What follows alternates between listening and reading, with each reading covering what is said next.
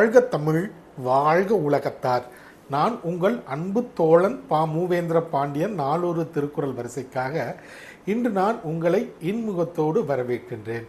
இன்றைய தினத்தில் நாம் பொருட்பாலில் 72வது அதிகாரமாக உள்ள அவை அறிதல் என்ற அதிகார தலைப்பின் கீழ் அமையப்பெற்ற 714வது திருக்குறளை பற்றி அறியப் போகின்றோம்.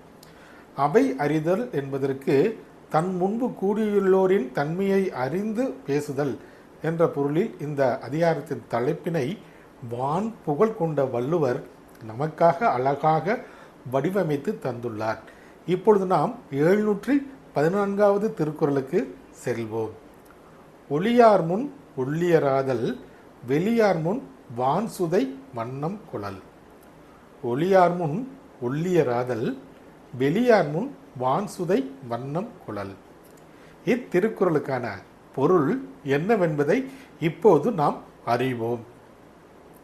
அறிவிற் சிறந்த சான்றோர்கள் முன்பு நிறைந்த அறிவு நிரம்பியவராகவும், அறிவிலார் முன்பு வெண் சுண்ணாம்பு வண்ணம் கொள்வதைப் போல் தாமும் அறிவற்றவராக காட்டிக்கொள்ள வேண்டும் என்பது இத்திருக்குறளுக்கான பொருளாகும்.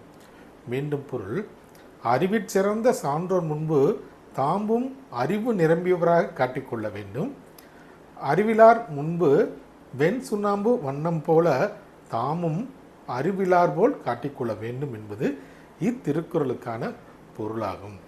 ஆம் தோழர்களே, நாமும் வள்ளுவரின் வழியினை எப்போதும் தவறாமல் பின்பற்றினால் வாழ்வில் நிச்சயம் நமக்கு வெற்றி கிடைக்கும். நன்றி, வணக்கம், ஜெய்ஹிந்த்.